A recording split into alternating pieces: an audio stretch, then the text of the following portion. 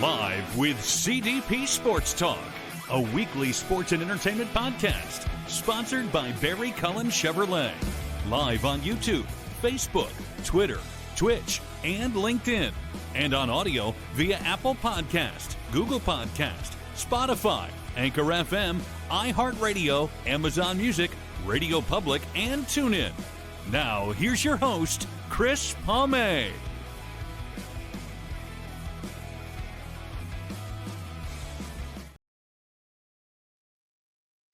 Good afternoon, everybody. Welcome to Season 13, Episode 42, overall 702 of Live with CDP, Sports and Entertainment Talk Show, brought to you by our friends at Barry Cullen Chevrolet Dealership, located at 905 Woodlawn Road West in the Guelph Automall. Check out their website, barrycullen.com, for the newest selection of new and pre-owned GM vehicles, along with their great selection of all-electric vehicles and Cadillac vehicles as well. You can call the dealership at 519-824-0210 and tell them Chris Palme sent you, or you can email them at info@barrycullen.com. Barry Cullen Chevrolet Dealership has been family-run and operated here in the city of Guelph since 1969, and they have been a part of Live with CDP Sports and Entertainment Talk Show for the past 3.5 years. Good afternoon, everybody, on this Friday, May 1st, 2026. It doesn't feel like May 1st here. It's still a little chilly here in Southern Ontario, and I'm looking forward to my guest today. This is going to be her second appearance. Her first appearance was on last August 2025 with Kirsty Krause, who was recently on my show again recently, and she's a very talented Nashville country music recording artist and songwriter, and she has a new album coming out on May 31st. Which is at the end of this month, called Roots, the Americana album. And I'm excited to have, her name is Ariel Jade, and we're going to bring her on right now to talk about her new album and some of her latest singles, as well as maybe her experience being at a hockey game in Nashville recently too, as well. Good afternoon. I am excited to be here. Well, thank you so much. And it's the guests that make a great show. And congratulations on your new album, Roots, coming out.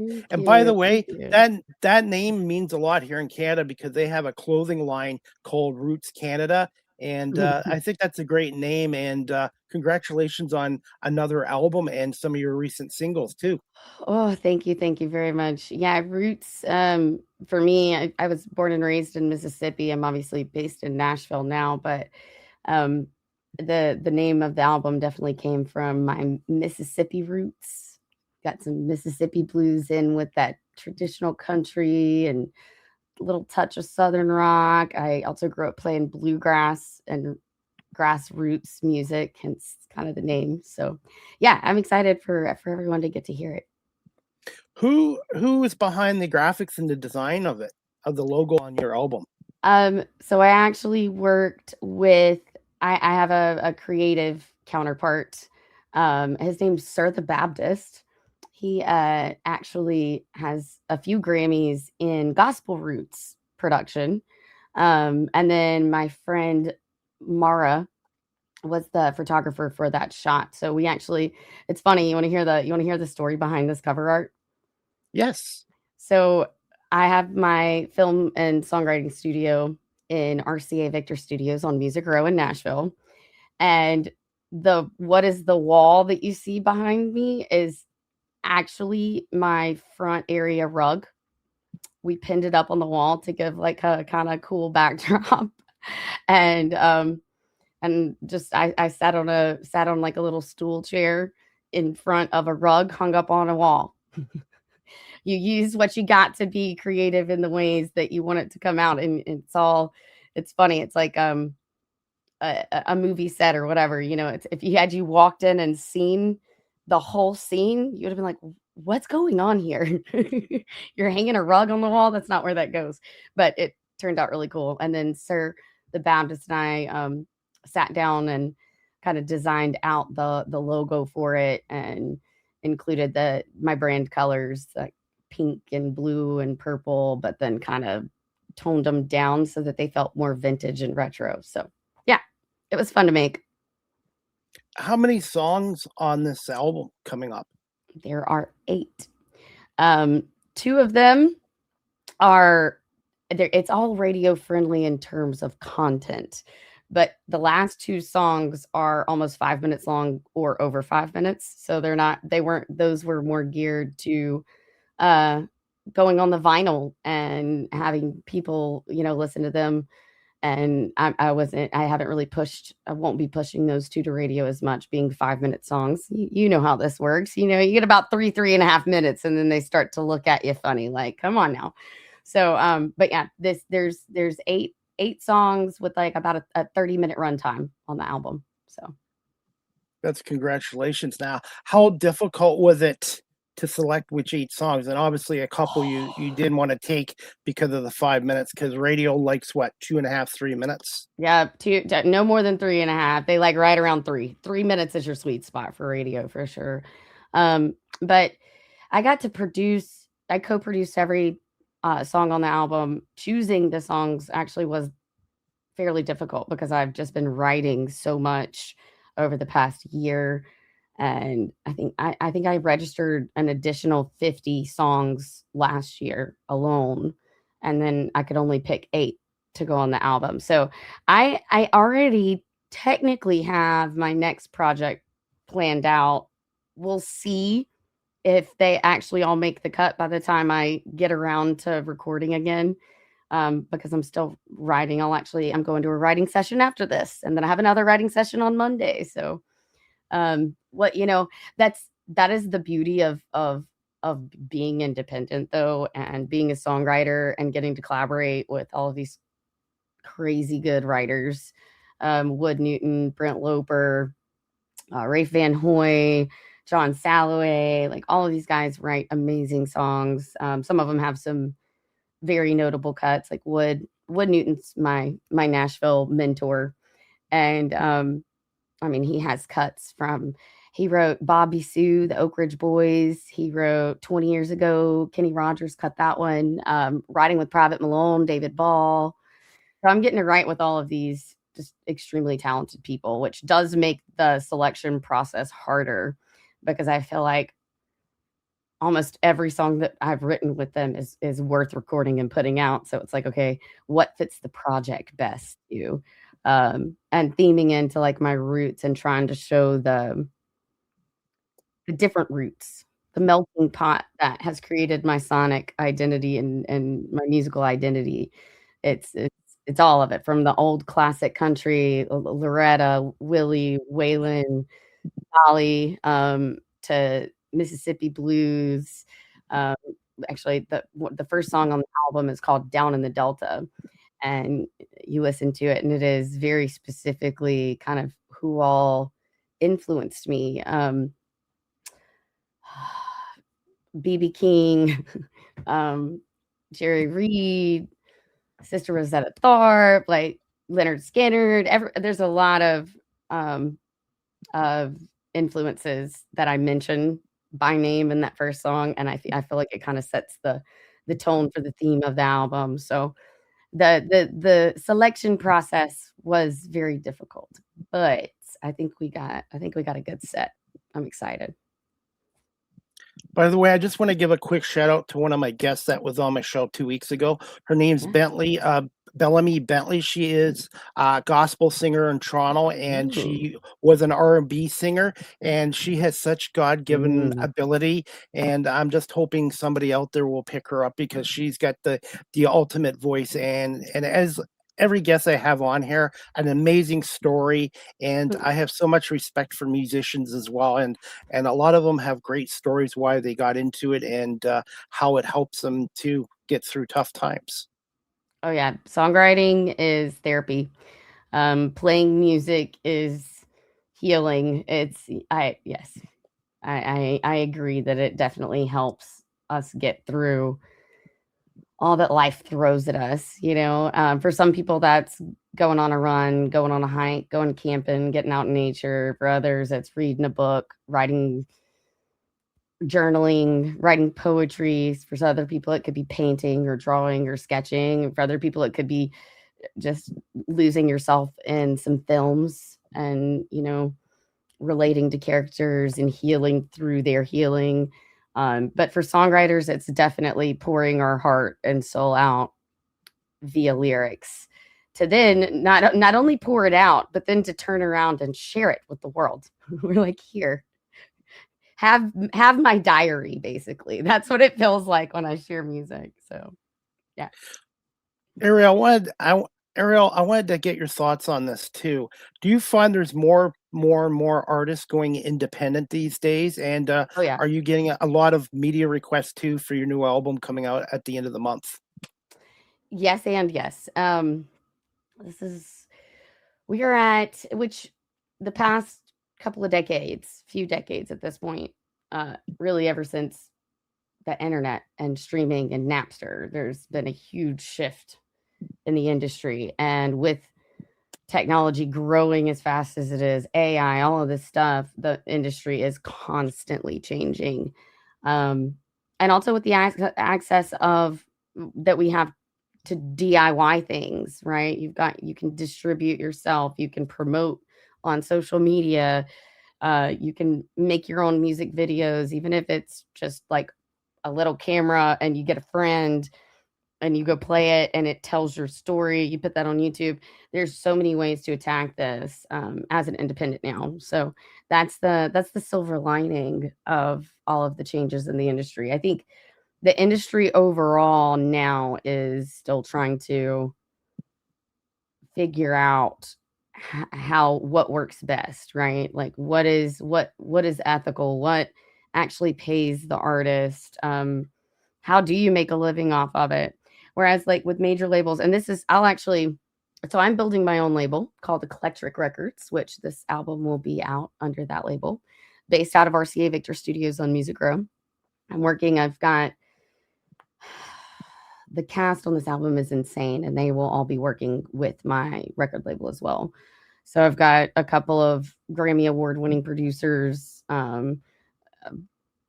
all-star cast in terms of the studio musicians I'm able to bring in and record with. And if you have the motivation and you have the community, I think doing it independently is honestly the best way to set yourself up for long-term success, because a lot of when you sign with a major label, you basically just take a loan out on your future earnings. And a lot of the way that those contracts are structured, there have been plenty of artists. I mean, look at even back a couple decades ago, TLC, the girl group, had won a Grammy, sold over a million copies, and were broke because the major labels, the way that those things are structured is it's basically a loan out on yourself, but then the artist is also responsible for a lot of cost out of pocket, which ultimately leaves you with less than minimum wage. So people say, oh, I just want the major deal. I turned Sony down when I was 14. And I'm glad I did. Very glad I did.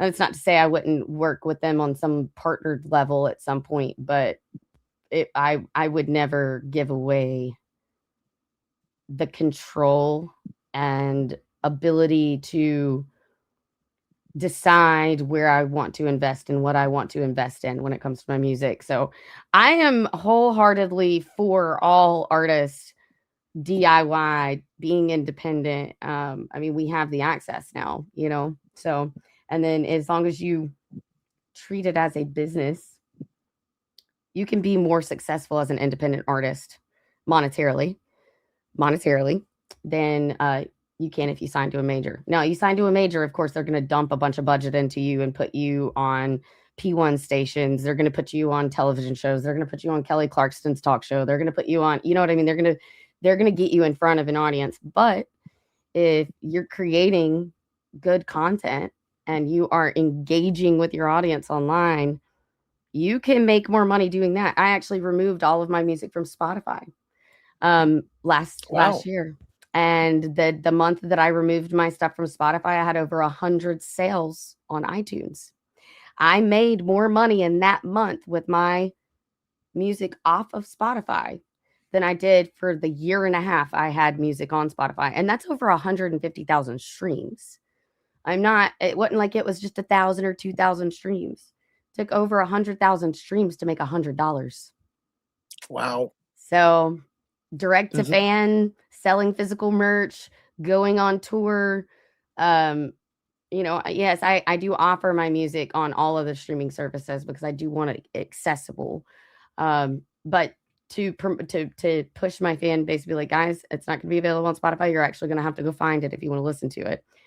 People say, I'll shoot you in the foot, but I've actually made so much more money than I did otherwise. So we'll see if I'm right or wrong in the long run, but that's what I'm doing now. And I'm learning that side of the media industry.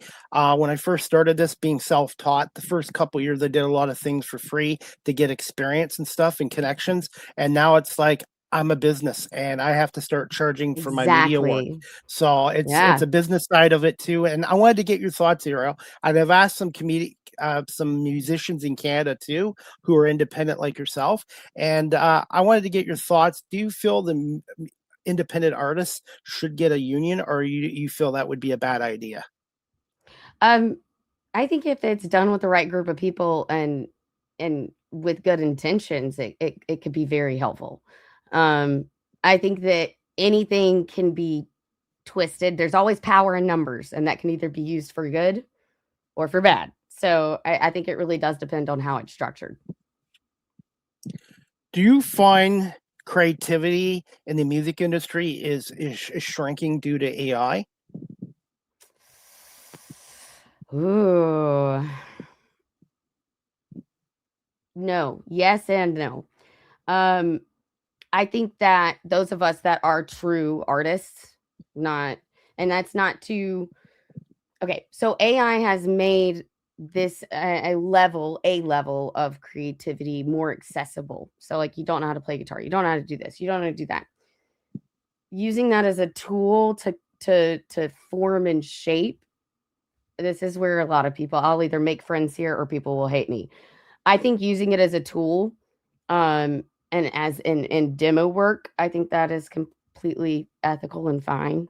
Yeah, you are cutting out demo work. You're cutting out money going into musicians' pockets that literally feed their families because of studio demos. But just like the same when DAWs, which is a digital audio workstation. Okay, so your Logic, your Pro Tools, your Ableton, we have these samples now. They have sample packs, and so they're able to pull in a drum sample or a piano sample or whatever, and they're already not booking those people anymore. So this is just the change of technology, and this is that next step. It's another tool. Now, how do you use that tool ethically? I think for me personally, and again, this is where I'll either make friends or enemies, and take it as you will. I think that as a tool, as a pitching mechanism, as a demo mechanism, as a planning and storyboarding mechanism, as a proof of concept mechanism, go for it. It's great. But I do not personally agree with replacing human musicians within what's going to be your final product. So, and I honestly, I haven't even downloaded Suno. I have some friends that use it. Until I know exactly how they're going to train off of my voice, I do not want my voice uploaded to Suno. I don't want it uploaded to anything until they have all of those parameters set. So I know exactly what my protections are, and that I will be protected, because I've already seen horror stories of artists getting stuff ripped from the internet, and then some person creates a very similar artist, basically a ripoff, and uploads their stuff and then releases the music because it's all AI and you can fast track it. Boom, boom, boom. You made it in a day. It's not as good. It's too perfect on vocals for me, but they'll get it out. And then the original artist is getting copyright pinged on their own music that some AI generated whatever got to put out before them. So I think there's a lot of problem here. I know that they're actively kind of working through all of this, but there's still the the problem of theft of art and IP that is very big right now. And I mean, you always have a level of we don't know what's going on. We don't know how to, what parameters we set. How does it protect people without choking out the new tech, right? Because technology, as it advances, truly what it should do is give us more space to be truly creative and focus on the stories being told and the experiences being shared, because I think that that's what makes music special. It's the soul involved. It's the human experience involved. So I think yes and no. Going back to your original question, is it choking out creativity? Is it getting worse or better? I think that people that aren't creative in the way of this is something that they have dedicated their life to. They're like, ooh, I can push a button and pull my ideas to life. Yes. And I think that's great if you're going to follow that up with actually creating human-made art. I feel like AI is a tool, and it's not, but these tools aren't meant to replace what gives us the sharing of experience in a creative way. I feel like it should do all of the kind of busy work and stuff for us, maybe even giving us a demo to then take it to the musicians that have their own personality. I saw this. They did a study over in the UK. 88% of listeners could not identify AI versus human music, which is insane. Wow. Insane. If you're a musician, if you're a producer, and if you truly listen to a lot of music and consume a lot of music and you pay attention, you can tell. I can tell immediately. I can tell within 5 seconds if it's AI or not, for the most part. I have been tricked a little longer on some things, but I can always still tell. It's just, there's something unnatural about it. And that's me growing up, feeling the sound waves, earning the calluses on my hands, learning 4 different instruments, singing it actually, and having my personality, my vocal style that isn't perfect, so I can tell. I can always tell. I think that it's opening the doors for more creativity to a broader audience that has not actually amassed the skill to do so organically. So I think that you do have a subset of people that would never actually put the time and effort into learning an instrument and dedication that it takes. And so they are able to creatively express themselves through AI. But I don't think that what they are outputting can compare to human art at all. And I don't think it ever will. Because for me, music and art comes from the soul. And this brings in a whole different deep ethical discussion. But I don't think AI can ever have and achieve soul. It can rip off of human experience, just like, if you grow up and you only imitate, you never become yourself. You never create anything truly yours. That is AI in a nutshell. It's just mimicry. And we do this as humans, but because of our individualized, lived and learned experiences, if you put that into it, you are inserting part of your soul into the music. And I think that the humanity within that is what makes art so special. And if we take that away, also with AI, this is crazy. I've looked into seed language. I've looked into, because I do utilize AI for like creating business plans, drafting contracts for my artists to then turn around and send to an entertainment lawyer to actually go through it. But I use it as that tool because that's hours I'd be typing up really boring contract stuff when I can type in a very, explicit 10-sentence prompt and it'll give me 20 pages of contract. Now, guess what I get to go do? I get to go write a song. Well, the AI does that boring stuff for me. And that's how I choose to use it. To each their own in every way. as long as it's ethically being trained, the models are being trained. If they're ripping from this catalog, I feel like those estates, those artists should receive some level of royalties back. And they're currently trying to figure that out. So I think, after it gets to that point, I may not be as against it, but as of right now, unless it is for like just demo work and proof of concept, I don't personally agree with AI music. Now, being in media, I sometimes do use AI occasionally once in a while for editing videos. But when I'm posting content or looking at content, I know within 5 seconds, like you said, if something's legitimate or AI. Well, and using it as a tool is different. Yeah. If you're using it as a tool, I feel like that's completely ethical. It is a tool. Just like I was saying, when your DAWs, we started getting these like samples that producers could then use as a tool to put in because, my piano guy's in Australia on tour for 3 months. I can't get him in. You have a sample pack. So like, same thing here with AI. Like I do get supplementing. I even have some of the producers I've worked with will utilize those samples in the final product. And again, to each their own. I feel like as long as it's being done in an ethical way, artists aren't having their stuff trained and ripped from them without proper credit or royalties being paid back.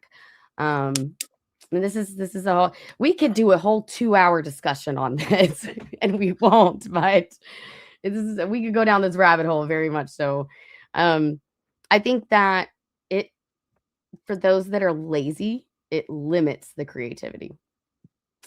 I think for those that just truly don't have the ability, it gives them an outlet, but I still don't think it compares personally. Hey, Ariel, I was going to ask your permission because I know how YouTube is and Facebook is. Do I have permission to play one of your songs, yes, Pebbles? Please. Okay, we're going to play Pebbles, and then we'll ask you about what your inspiration was and the process of writing that song as well. And I've already listened to it a couple times, so we're going to play that right now. And, awesome. And where can people find you on social media and your YouTube channel? If they just go arieljade.com, everything's on there. And I've already subscribed, so just bear with me 1 second. I'm the audio guy here, so we'll make sure everybody can hear the audio. So, and I actually wrote and produced this music video as well, and edited and distributed. Amazing. All independent. That is a lot of work. That is a lot of work. So do you ever get any sleep at nighttime? Sometimes. Okay. Occasionally. All right. Well, we're going to play Pebbles now, and then we'll ask you a little bit about the song after. And I think you got a hit here. So 1 second. This is Pebbles by Ariel Jade, and please check out her YouTube channel and social media. Subscribe as well. So 1 second.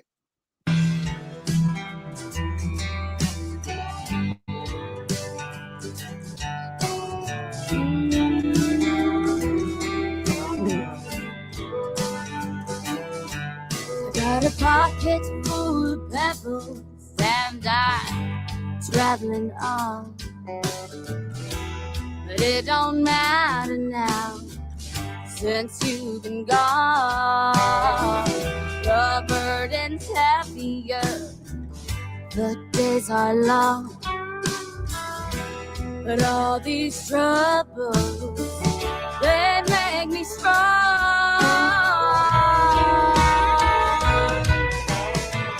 A pebble for the love we used to share. A pebble for the love that's now not there. All the lessons learned along the way. Traveling on, traveling on.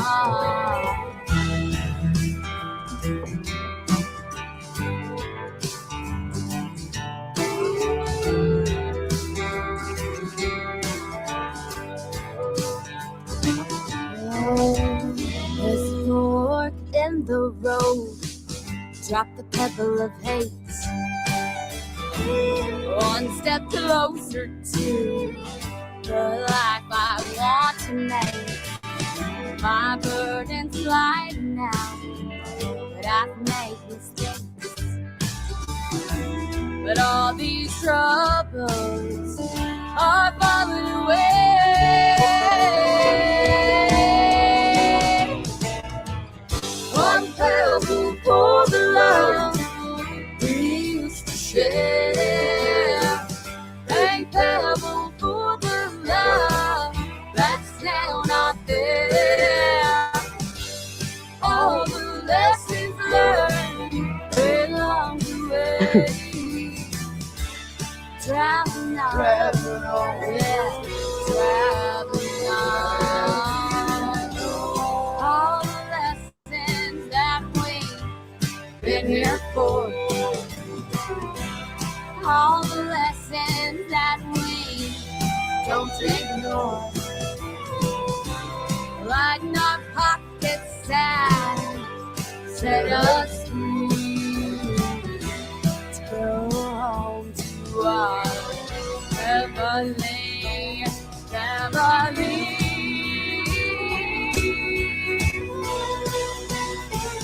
Oh, pebble for the love we used to share. A pebble for the love that's now not there. All the lessons learned along the way. Traveling on, yeah, traveling on.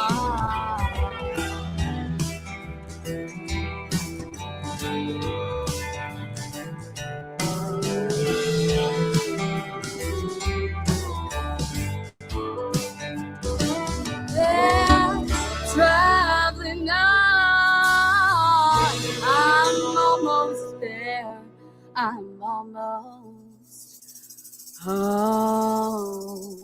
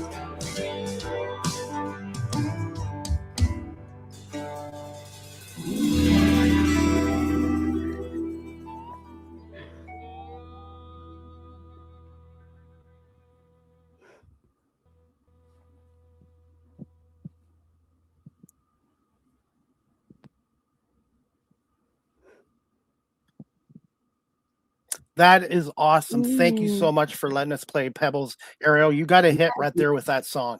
Thank you. It's funny. So the guy playing the dobro is named Randy Coors. That's who I produced that song with. So I had and Wood Newton. He's over on the guitar. That's my mentor and co-writer I was telling y'all about. Not on that song. That song I actually wrote when I was 14 years old.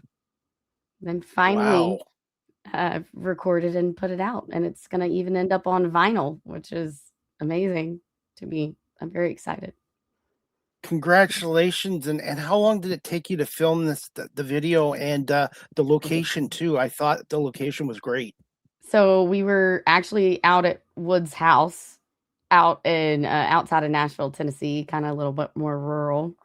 And that's funny. This was a speed project. I set up the locations, the shots that we had to get. My business partner at Studio X TV was my one camera guy.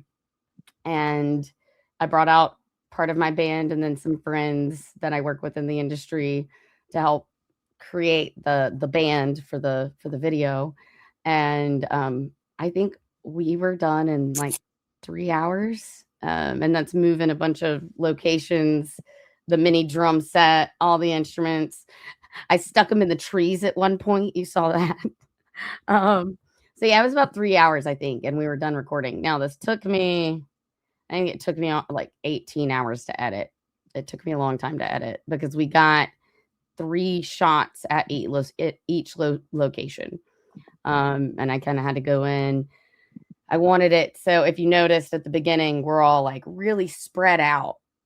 And as the song goes on and as we let go of what holds us back, as we let go of those pebbles, as we release those troubles into the past, we grow closer and closer and closer together. So by the end, we're like a very close unit, jamming out, experiencing life together. Like it's kind of visually to show how you drop those pebbles, you leave behind that baggage, and you can grow closer and closer to the people around you. So the visual I know representation. And I can relate to that a little bit too, Ariel. Since I switched careers from my other career in security to my media, my inner circle has shrunk, but I've also surrounded myself with positive people and people that have the same passion for what I'm doing or from their different careers that come on the show. And that's the best way to be. When I wrote that song at 14, I went through some difficult stuff younger and was like, well, I can either let this hold me back and hurt me and make me bitter, make me just completely jaded, or I can learn how to forgive myself and forgive others and let things go. And that song has a really fun story. The first stage I performed on in Nashville, Tennessee was the Bluebird Cafe, which I'll say that to anybody around here that knows the Bluebird Cafe being as an iconic of a stage it is. And they're like, how in the world was that the first stage you performed on in Nashville? I'm like, well, I had this other guy that was a mentor of mine, more in the publishing songwriting side, Carl Jackson. And he was up here for a bluegrass festival. And he took me over. He's like, come on to the Bluebird. I'm playing with all these guys, Wood Newton, Jerry Salley, Larry Cordell, and Carl Jackson is who they were, and just amazing songwriters. And Carl let me play. I actually played Jerry Salley's guitar because I didn't have mine, and I got up and I played my song. And Wood Newton was like, now that's a pretty good song. And I was like, thank you. And he's like, well, do you want to co-write? I had never co-written. And so my parents took me the next day to RCA Victor Studios to co-write my first ever song with Wood Newton, which was on my last album, Once Upon a Tear. It was on the Honky Tonic album. We wrote that when I was 14. That was the first ever co-write I ever did.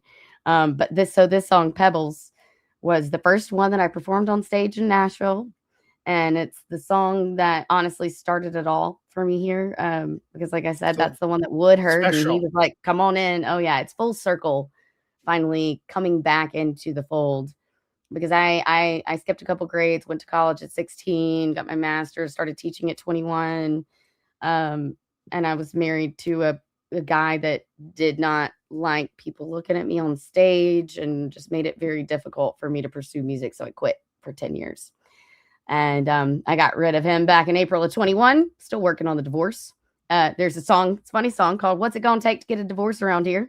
If you hadn't heard that one, that's one of the singles that I released last year. I think actually I have to listen to it. They told me that title was too long. So if you go look it up, it's just Divorce Around Here. But it's very tongue-in-cheek, classic country. Anyway, going through that, I called Wood. I sent him this really bad demo of Once Upon a Tear. And he was like, come on up to Nashville. We're going to do it right. And he got me in with Mike Loudermilk. And we reproduced our songs. And then we ended up it was like 3 or 4 songs in. And I was like, Wood, do you just want to do my album with me? And he's like, heck yeah. So we co-wrote my entire 10-song debut album, Honky Tonic, together. Wood helped write a couple on this one. This album, I definitely brought in a lot more of my friends, co-wrote with a lot of different people on this album. I worked with 5 different producers, 3 three different producers in terms of engineering and production. So Mike Loudermilk did songs 1, 2, and 3 on the Roots album.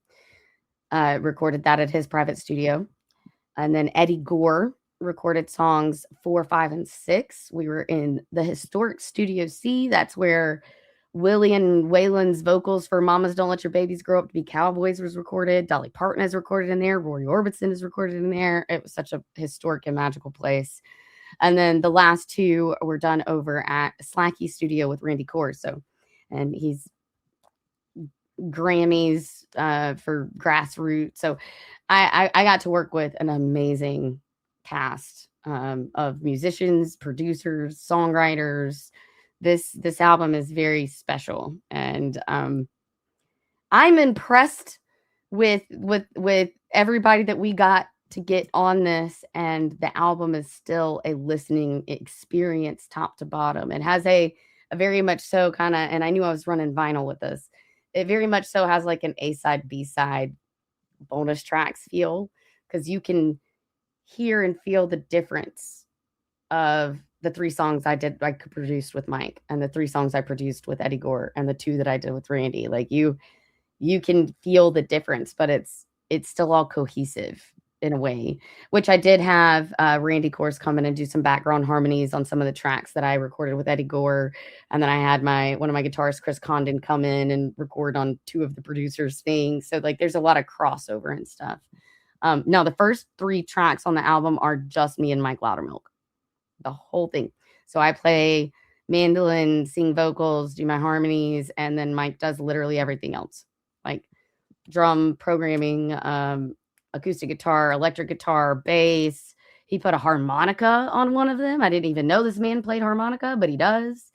Wow. Mike Loudermilk is phenomenal. So this whole album was so much fun to record and work on with these guys, for sure.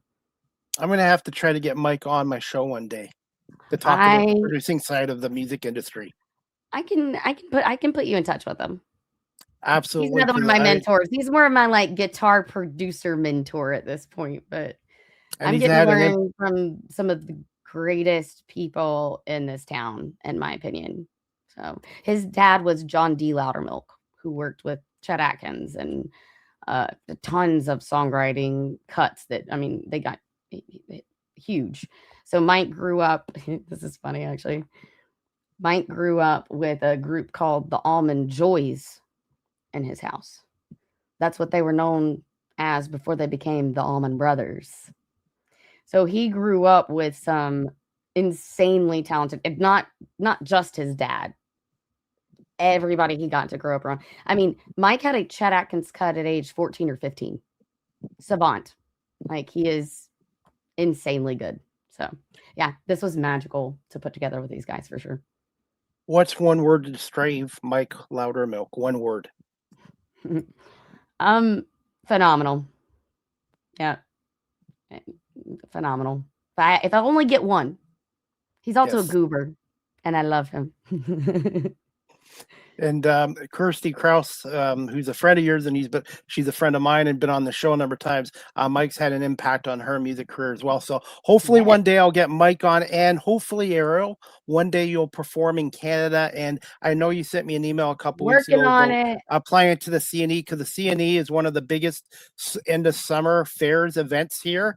And last year they have different types of music at the CNE, and hopefully you'll get selected, because it's a big event and there's a lot of people that attend the CNE. So fingers crossed. Fingers crossed. I hope so. I actually toured when I was 13 and 14 with another country artist, and we did Johnny and June style covers. And I actually have played in Ontario area before. It was my first country out of the States performance that I did was in Ontario, Canada. So, well, hopefully one day I'm ready to come back. It's been 10 years. I'm like, yes, it's been more than 10 years. Definitely. And hopefully the CNE will get back to you as well. And fingers crossed on that. Yes. That'll be fun. And if you got a couple more minutes, I would like to play your other song, Some Bridges Are Worth Burning, from courtesy of your Twitch page. I think it's Twitch. Yes, I'm on Twitch too, but I don't do gaming. I use it for live streaming. So 1 second. Oh, this is the live version. Okay. It does not sound like it was Is produced. it okay if I This play is it? right. You can. It sounds very Okay. different. Reworked a lot of it, but yes. Me as Harley Okay. Quinn. Some Bridges Are Worth Burning by Ariel Jade, courtesy of her Twitch TV account. So 1 second.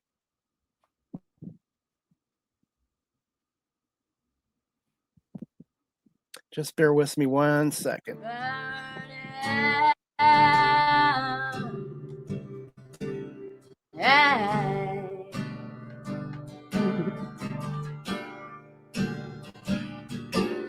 While the angry words are spoken, my give a damn is broken.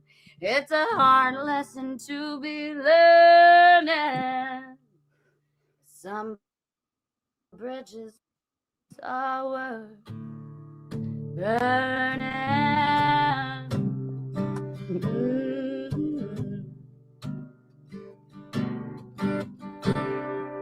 Some bridges are worth burning. Hey.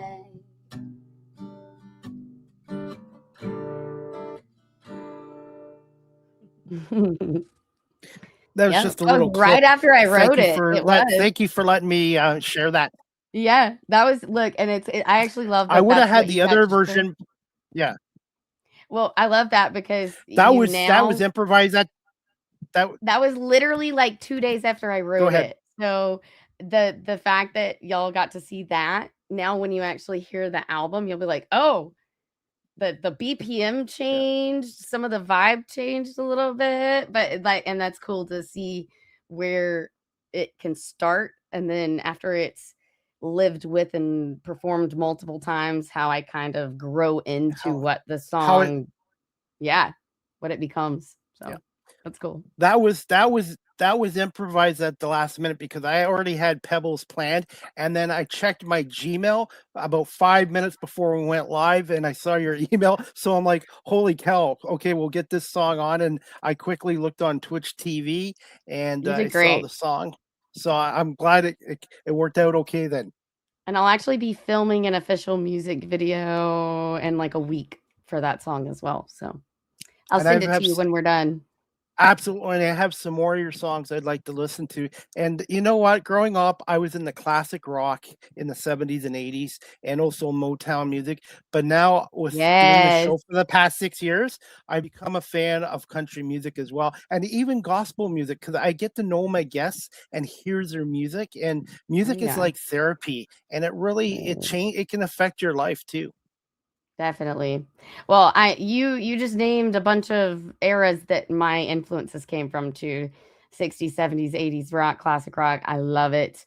Motown, blues, southern rock, and then of course the traditional country. So I think you'll very much so enjoy this Americana Roots album because it kind of pulls a little bit from all of the it pulls like this really cool sound from this genre and this really cool sound from this genre and like mixes it all together. So the world needs more music in comedy these days. I'll leave it at that.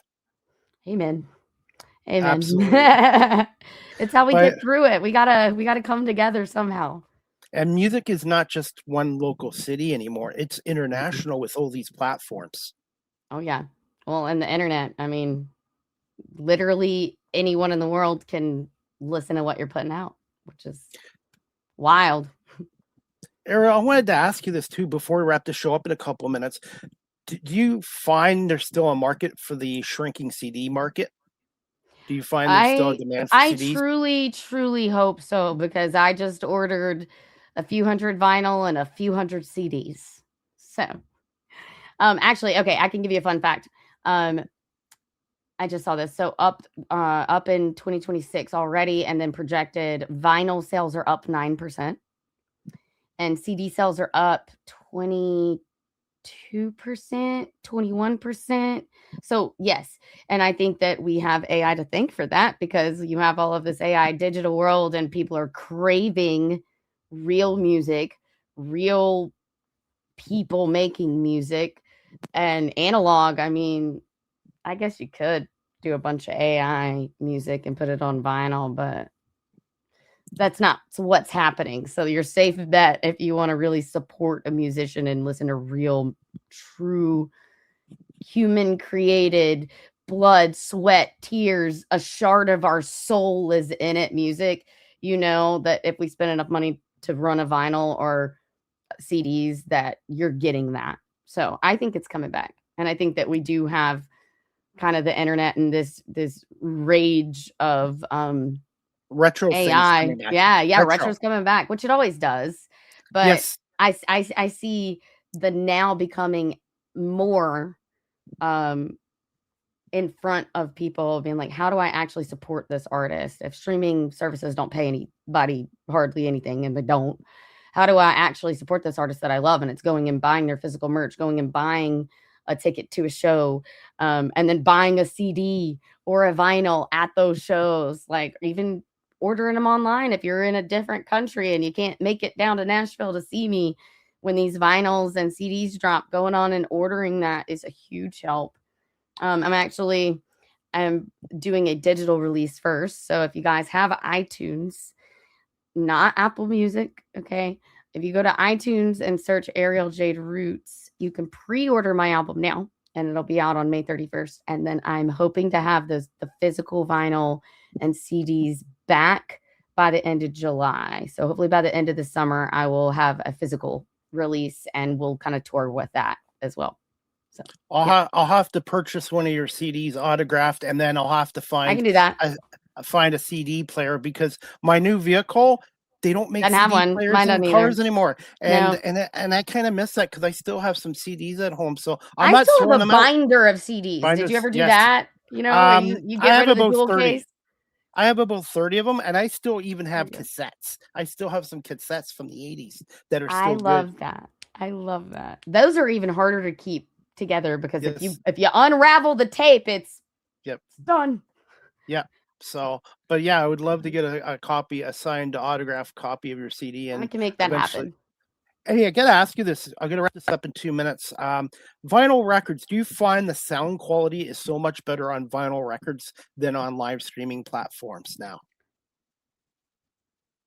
Okay, that's an unfair question, I feel, because it's not. You can have HD quality. So on the basis of the actual like audio bit rate that you're getting, if you are mastering and like Apple HD masters, that is the highest quality you can get. I had to do a different master for vinyl. So it's a vinyl master, and then I had to do a different master for CD. It's called a DDP master. And basically every time that happens, the audio quality, because they have to. So this is something, just fun fact.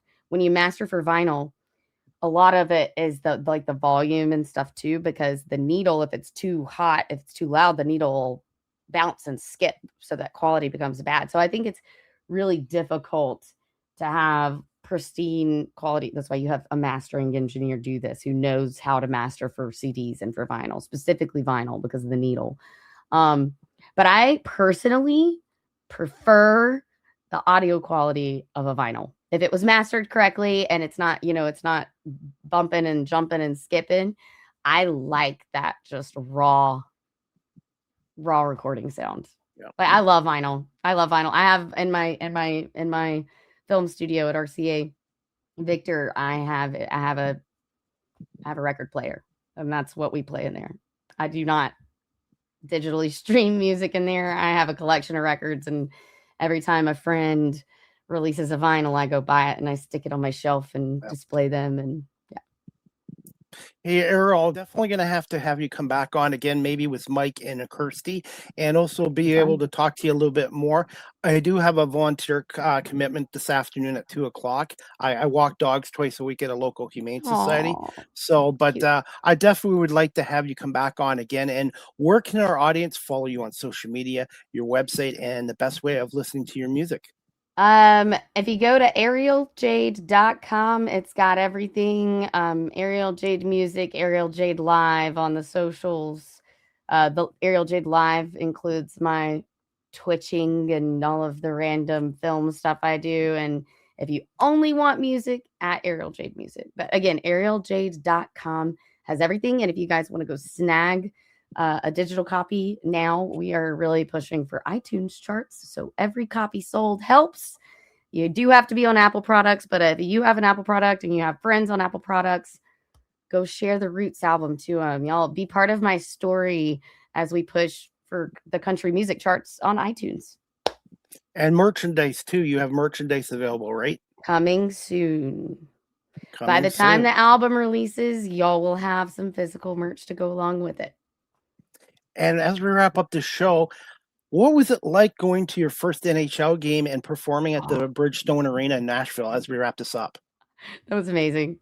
That was amazing.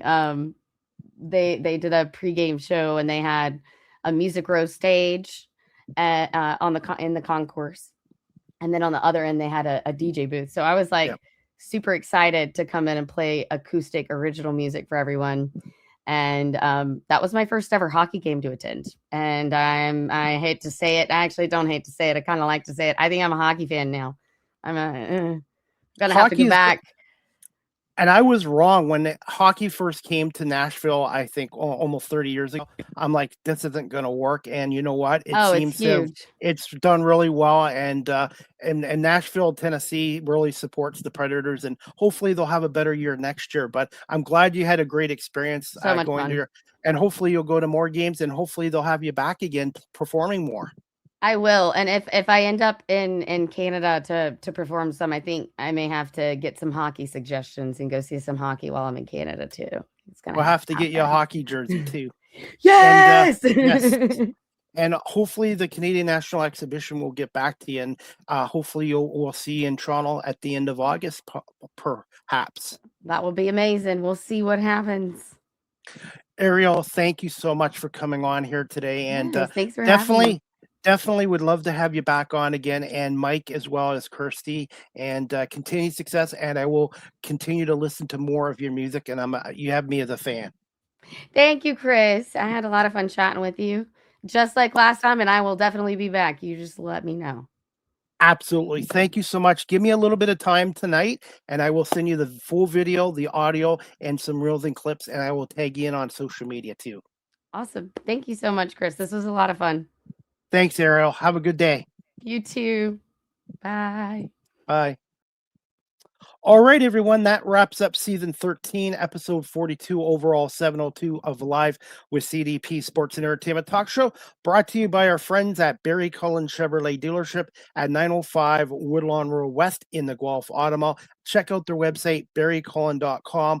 or give them a call at 519-824-0210 and tell them Chris Palme sent you. And again, I want to say thank you to my guest today, Ariel Jade, a Nashville country music recording artist, and her new album, Roots, the Americana album, will be out on May 31st. Please check out her website, arieljade.com, as well for more information about her and her live upcoming shows as well. So thank you to Ariel Jade for coming on our show today. And thank you to the audience watching this on live stream, Facebook, LinkedIn, YouTube, Twitch, Twitter, Instagram, and also thank you to my audience on my audio platforms such as Apple Podcasts, Spotify, iHeartRadio, Amazon Music, and Good Pods, and wherever podcasts are available. So I hope everybody has a great afternoon, and we will see you back here on Saturday, May 2nd at 5 p.m. Eastern with my special guest, Shira Bellin.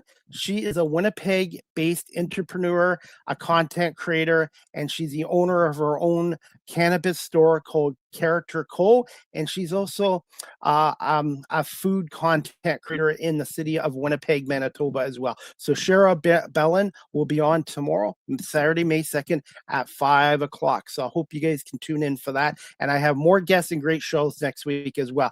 Anyways, guys, I'm off to walk dogs at the Cambridge District Humane Society in Cambridge, Ontario. And also please consider helping out. They had a cat the other day that was left in a usable bag, a bag, and thankfully one of the animal officers saved the cat's life. And the cat's name is McNally. And if you want to donate to his surgery, CanadaHelps.org, or purchase 50/50 tickets to support animals like McNally, and through the rafflebox.ca at the Cambridge District Humane Society. Please keep McNally the cat in your thoughts. He deserves so much better, and the people at the Cambridge District Humane Society do a wonderful job, and prayers that McNally will be okay. And if you want to help again, go to CanadaHelps.org if you'd like to donate as well. Anyways, guys, I'm wrapping up this show.